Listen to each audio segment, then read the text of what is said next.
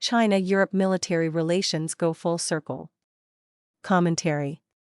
Europe's military relations with China are going full circle, from Cold War-era military technology collaboration during the brief Western Entente with China against the former Soviet Union, to now a military target of the Chinese Communist Party bent on global domination.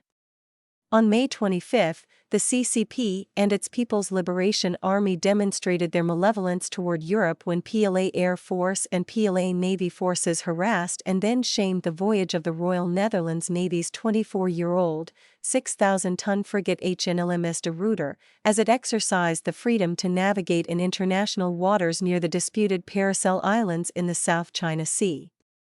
In January 1974, the PLA defeated South Vietnamese forces to take the Paracel Islands, and since the early 2010s has operated an 8,800-foot runway and naval base on Woody Island, enabling PLA air, naval, and missile forces to threaten the Philippines and Taiwan.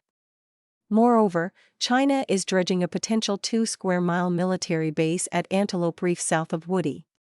On May 26, third-level Chinese state media Guanxia crowed, "Great news." Chinese J-16 fighter jets used live ammunition to drive away a Dutch frigate and helicopter in the South China Sea. Chinese state television showed the J-16s, about the same size and performance as the US F-15E, was armed with air-to-air missiles, and the PLA Southern Theater Command revealed that it conducted warlike warning electronic jamming against the De Ruyter. One Dutch frigate did not pose a threat.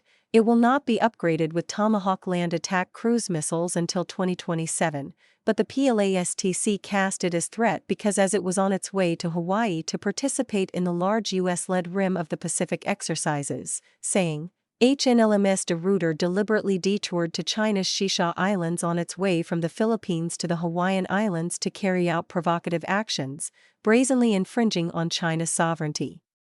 Causing a miliary diplomatic tantrum over HNLMS De Ruyter's voyage helps the CCP to enforce its ridiculous territorial claims to most of the South China Sea and to snarl at Europe's belated recognition of the Chinese regime's threats to its security. As China's military threat to security in Asia has grown and become undeniable, also threatening Europe's major Asian commercial partners, the navies of Britain, France, Germany, Italy, and the Netherlands make occasional security cooperation tours to Asia and send ships and aircraft to enforce United Nations embargoes of North Korea, a nuclear missile ally of China. A February 26 report by Bloomberg estimated that a CCP-PLA war against Taiwan could cause the gross domestic product of the 27-member nation European Union to fall by 10.9%, which helps explain why the European Union, France, Germany, Poland, the Czech Republic, and Lithuania have all criticized Beijing's military threat to Taiwan. And European defense companies are now trying to get back into the lucrative Taiwan military market. In 2025 to 2026, the United States could approve up to $25 billion in military sales, which is why on April 24, Chinese sanctions barred exports to China from 7 European companies for selling to Taiwan dual-use, or civilian items with military uses. Here is where the Europe-China military tide has turned. Europe's rush to cash in on commerce with China in the 1980s meant that most European countries halted military sales to Taiwan. The Netherlands conceded as much to China in 1984, after its 1981 sale of 2 Hai-Lung submarines.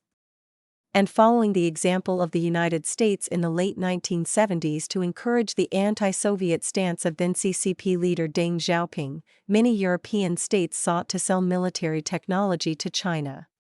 In the 1970s, China tried to buy Britain's Harrier vertical takeoff combat jets, and, like the French Mirage 2000 fighter jets marketed to China in the mid-1980s, they were judged too expensive by the Chinese. But the French also briefed engineers from China's Chengdu Aircraft Corporation on their former Aerospatiale company's Hermes small manned spaceplane, which never flew from Europe, but did inform Chengdu's small Shenlong unmanned spaceplane now performing military missions for the PLA in low Earth orbit. China was also able to learn much from the French Exocet anti-ship cruise missile, which was noted in a now declassified November 1985 report from the Central Intelligence Agency. Warheads used by Iran's Noor ASCM, a copy of the Chinese C-802, and captured by U.S. forces in January 2024 on their way to Houthi rebels, are copies of the warhead used on Exocet. Iran has used its Noor missile against shipping in the Straits of Hormuz area. French Aerospatiale Super Freeland heavy helicopters sold in the 1980s were co-produced as the Z-8 for the PLA Navy, and formed the basis for the current family of Change Z-18 helicopters used by the PLA Navy and the PLA Ground Forces. The former French SEMT Pielstick company sold naval diesel engines, now co-produced and used in PLA frigates, while Germany's MTU, at least until 2020, had a co-production agreement for naval diesel engines used on PLA Navy Type 052 destroyers, and MTU diesels were also used on PLA Navy Song-class conventional submarines. And while Washington stopped its sale of military technology to China following the 1989 Tiananmen Square massacre, the European Council issued a non-binding arms embargo, and a 1998 European Union Code of Conduct was similarly non-binding. So, in 1998, Britain gave China a major breakthrough in its long quest to build modern turbofan aircraft engines by selling about 90 Rolls-Royce Spey Mk202 engines and the technology to begin co-production, after China had been unsuccessful in copying this turbofan since the 1960s. Then, in 1999, Britain's Surrey Satellite Technologies, then a leading-edge developer of microsatellites, agreed to a 25-year joint venture with China's Tsinghua University, which then developed China's first microsatellites.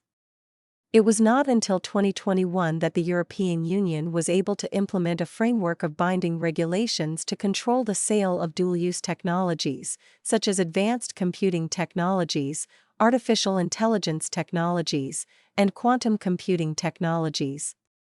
However, there is still room for American leadership, such as reviving a body akin to the former Coordinating Committee for Multilateral Export Controls, which, from 1947 to 1994, joined the United States and Europe in the largely successful restriction of military and dual-use technology to the Soviet Union. While European allies have disappointed America by refusing to join the war against China's strategic proxy Iran, enabling its war against Israel, and its near acquisition of nuclear weapons that would also threaten Europe, the Chinese regime's harassment of the HNLMS de Ruyter demonstrates the CCP's growing direct threat to Europe. Europe's best defense for its future is to join the American-led resistance to the CCP's drive for domination, to cooperate with President Donald Trump's Golden Dome missile defense as soon as possible, and to rapidly increase its own strategic nuclear deterrent.